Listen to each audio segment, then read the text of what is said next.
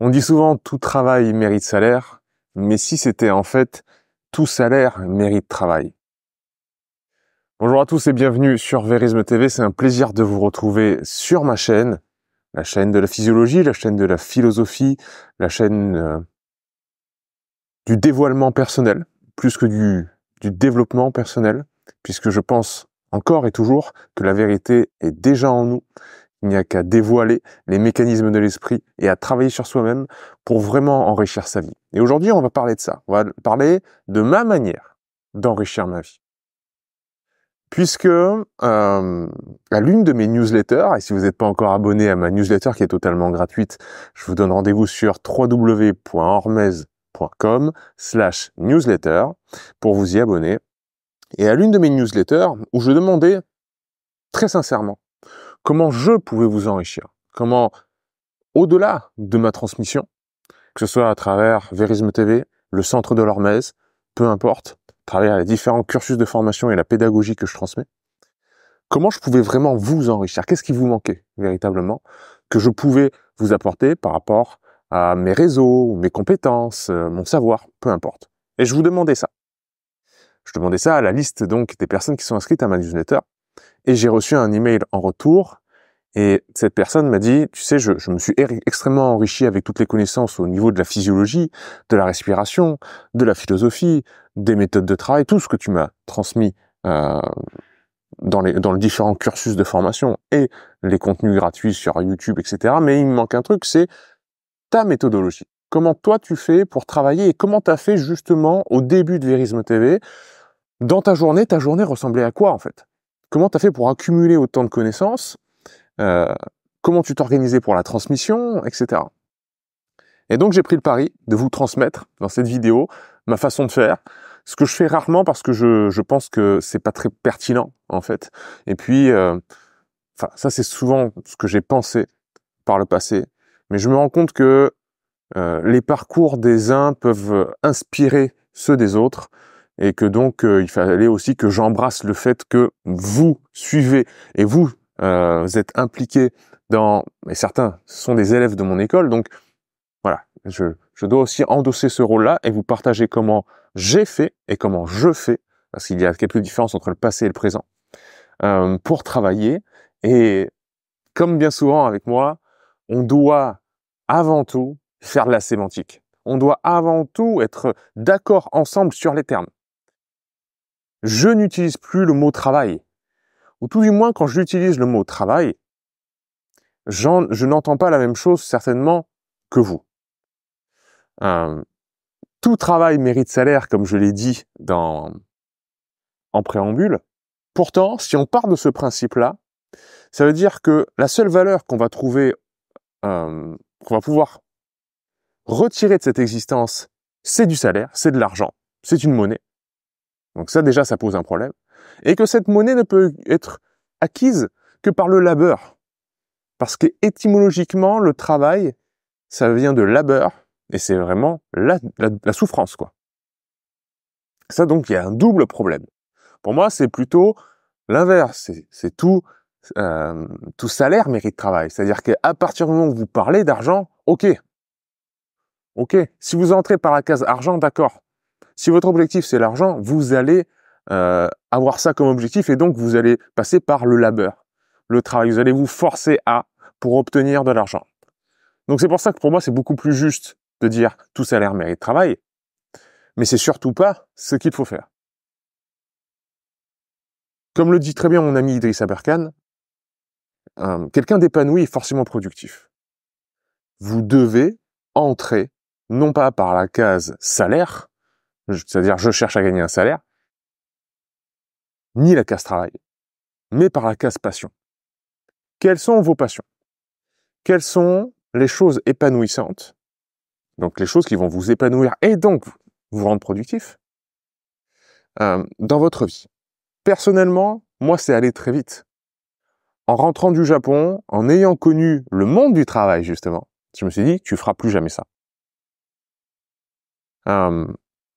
Tu te mettras plus en costard-cravate tous les jours, tu feras plus métro boulot dodo, tu feras plus tout ça. C'est ce que j'ai connu à Tokyo.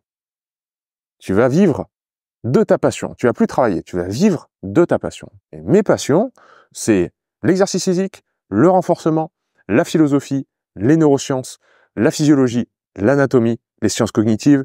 Donc à l'intérieur des sciences cognitives, vous pouvez mettre la linguistique, la psychologie, les neurosciences que j'ai déjà citées, la philosophie que j'ai déjà citée. Bref, tout ce que maintenant, un peu de manière trop schématique, on englobe dans le développement personnel, dans ce terme de développement personnel. Et j'y ajouterai aussi la spiritualité. Tout ça, pour moi, ce sont mes passions. Passion, qu'est-ce que ça veut dire aussi? C'est ça aussi, il faut encore une fois définir les termes. Ça veut dire qu'il ne comporte pas, qu'il n'y a pas de barrière à l'entrée. D'accord? Il n'y a pas d'obstacle à la pratique. Ma pratique est délibérée, c'est-à-dire que je vais de moi-même vers cette pratique. Il n'y a pas de résistance. Je m'éclate à le faire et je pourrais faire ça toute la journée. C'est ça quand je fais du sport, c'est ça quand je fais des respirations, c'est ça quand je me challenge dans tous les principes de l'Hermès que je vous propose, les lois du renforcement naturel, que ce soit le froid, que ce soit le sauna, le chaud, l'hyperthermie, les apnées, peu importe, la préparation physique, la préparation mentale, tout ça, la philosophie, voilà. Pas de barrière à l'entrée, j'adore, je suis passionné par ça. Et à partir de cette barrière, de ce point d'entrée, je suis d'une productivité maximale.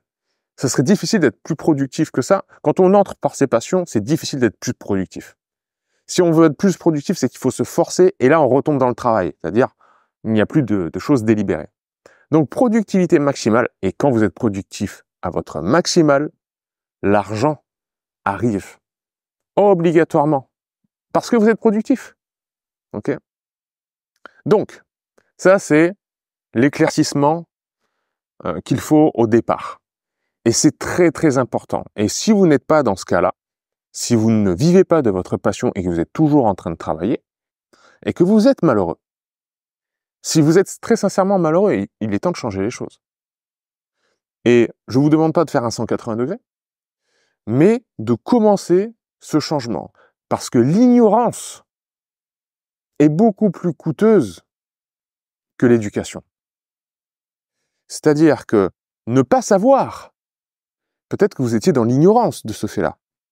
Ne pas savoir ceci et ne pas vous connaître vous, l'ignorance que vous avez envers vous-même, va vous coûter plus cher sur la longueur que si vous investissez dans une pédagogie, un enseignement, une école, un cursus. C'est pour ça que j'ai créé le cursus du Centre de l'Hermès. C'est pour pouvoir donner une éducation, une culture à tout un chacun pour comprendre la physique quantique, les sciences du vivant, la biologie, les neurosciences, les sciences cognitives, la philosophie, pour pouvoir avoir un bagage total, vraiment le plus total qui soit, ce sera jamais complet, mais au moins qu'il soit très englobant, pour qu'il n'y ait plus d'ignorance par rapport au monde qui nous entoure, en tout cas qu'il y en ait vraiment moins, qu'on soit au clair avec l'état de l'art de la recherche. Ça n'explique pas le monde, mais ça nous permet de mieux le comprendre. Et diminuant cette ignorance-là, vous diminuez le coût en fait de votre ignorance. Et vous gagnez en richesse. Ça, c'est véritablement une profonde richesse. Maintenant, pour répondre à la question que j'ai reçue de ce cher lecteur de ma newsletter, comment ça se passe dans ma journée? Pour moi, l'heure dorée, j'aime bien appeler ça, l'heure dorée, c'est le matin. C'est les 3 premières heures qui suivent mon réveil. Là, je sens que mon cerveau est une éponge et que et j'ai envie en plus, j'ai envie, comme je vous ai dit, il n'y a pas de barrière à l'entrée, de lire quelque chose de technique, quelque chose de complexe, que je ne pourrais pas relire dans le reste de la journée, mon esprit ne sera pas aussi réceptif. Et donc là, ça va être des lectures de sciences cognitives, de neurosciences, de neurophénoménologie, de philosophie, de physiologie. Des choses techniques sur le corps humain, sur le fonctionnement du système nerveux et nos schémas de pensée, quelque chose de complexe. Ça se passe en moyenne de 6 à 9 heures. De 6 heures du mat à 9 heures du mat, c'est là que je suis le plus productif. Je dois lire au moins 1 heure, et après j'écris sans doute entre 1h30 et 2 heures. C'est ça, c'est à peu près ça. Il y a ces 3 heures-là, évidemment, entrecoupées de pauses, entrecoupées de boissons chaudes, entrecoupées de mouvements un petit peu, d'aller dehors, de voir le soleil se lever, entrecoupées de choses. Donc, ça fait pas 3 heures de travail, ça doit faire 2 heures et demie. Mais c'est vraiment là où j'ai le maximum de productivité. Je tourne parfois.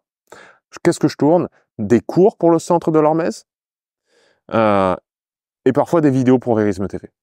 Et parfois, j'enregistre un podcast. Voilà. C'est vraiment le moment lecture, écriture. Et parfois créativité, parfois tournage. Ok? Je vais pas dire créativité parce que la créativité, elle est aussi dans l'écriture. Tournage. 9 heures, là, on lâche tout. Tout ce qu'on est en train de faire. De toute façon, au bout de 3 heures, on a envie de passer à autre chose. Sport, exercice physique, dépenses physiques. Passez dans la physicalité. Et quand vous vivez votre passion, et quand vous faites de votre passion, de vos passions, les actes de votre quotidien, en fait, vous travaillez tout le temps, si on veut réutiliser le mot du travail. En fait, le travail, il est à chaque instant. Ben ouais, puisque ça nourrit l'activité qui, c'est vrai, en fin de course, rapporte de l'argent. Mais je n'utilise pas ce mot de travail. Ou si je l'utilise, je dis, bah oui, alors je travaille tout le temps. Alors quand je vais à la salle de sport, je travaille aussi, parce que l'exercice physique, la préparation physique, la musculation, l'endurance, le travail de vitesse, le travail de coordination, la neuromotricité, les patromoteurs, les réflexes archaïques, toute la physicalité, bah, ce sont des matières que je transmets dans le centre de l'Hormèse. Donc, si je les ai pas expérimentées par moi-même, si je ne les travaille pas, si je ne les perfectionne pas, comment est-ce que je peux les transmettre par la suite? C'est comme la préparation mentale aussi, et c'est comme toutes les voies de l'introspection que je transmets.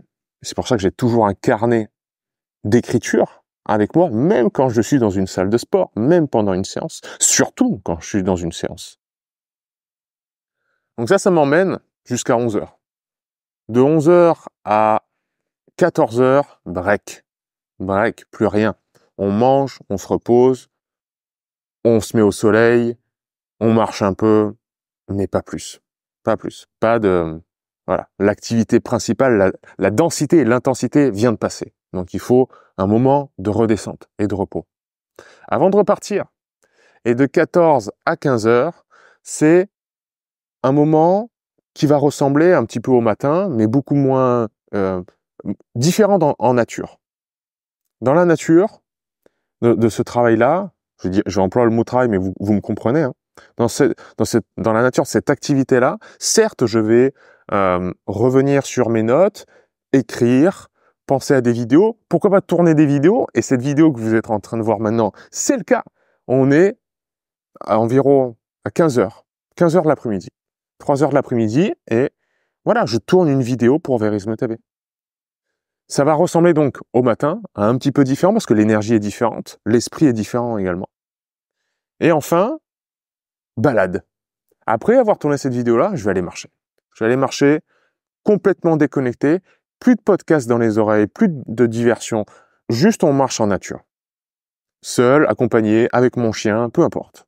En nature. Pour vraiment se ressourcer. Là, pour moi, c'est vraiment, vraiment un ressourcement et j'adore la marche. Ça m'emmène jusqu'à 17 heures.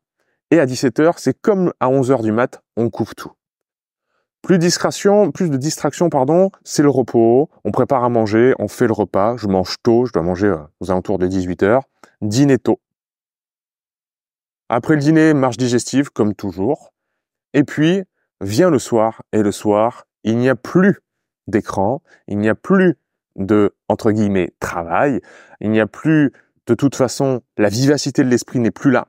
Je serais incapable de faire un cours, je serais incapable de tourner une vidéo, je serais incapable de ça. J'ai déjà tout donné dans les premières heures de la journée. Donc là, on est en famille, on fait autre chose, on fait un jeu, voilà. Ça ne touche plus à mes activités de la journée, c'est autre chose. Okay. Faisant ça, et en fait, si vous comptez, ne travaillant, entre guillemets, hein, n'étant productif, entre guillemets, vous voyez bien qu'en fait, ça marche plus, cette histoire de travail, de productivité, etc., parce que c'est toute la journée qui nourrit tout ça. Eh bien, si je dois compter les heures habituelles de travail, bah finalement, il n'y en a que 3 le matin et 1 l'après-midi. Finalement, allez, entre 3 et 4 heures par jour. Et on me dit tout le temps, ah, mais toi, tu dois être hyper pris, hyper occupé. Il me dit, mais occupé de quoi? Je fais ce que j'aime toute la journée et j'ai plus du tout l'impression de travailler. Donc voilà comment se passaient mes routines. Et très sincèrement, peu de choses ont changé au fil du temps. De la création de Verisme TV à la création du centre de l'Hormèse, à la création de nouveaux cours actuellement, l'organisation de stages, de retraites, de festivals, peu importe, ça bouge pas vraiment. C'est quand même toujours plus ou moins le même rythme de d'être passionné par la recherche du vivant, toutes les sciences du vivant, de la biologie aux sciences cognitives, en passant par la philosophie, le partage, la transmission, les retours, les échanges et l'expérimentation de la vie. Voilà, j'espère que ce partage d'expériences simples, brutes, comme ça, vous aura plu. Dites-moi, vous, comment vous avez fait pour mettre en place ce que vous aimez faire? Est-ce que vous voulez changer votre quotidien? Tout le monde ne veut pas le changer, peut-être. Et est-ce que mon partage, mon éclaircissement de certains termes vous a fait ouvrir les yeux sur certaines choses? Merci en tout cas d'avoir suivi cette vidéo et je vous donne rendez-vous très bientôt sur Verisme TV. Ciao. Merci à tous d'avoir suivi cette vidéo. Et si vous voulez mes conseils, mes recommandations, mes réflexions, mes conseils de lecture, mes retours d'expérience, eh bien, je vous invite à vous inscrire à ma newsletter, totalement gratuite. J'en envoie une tous les 3 jours et ça se retrouve sur hormèse.com. Allez sur hormèse.com et vous aurez la possibilité de vous inscrire à la newsletter de l'antifragilité.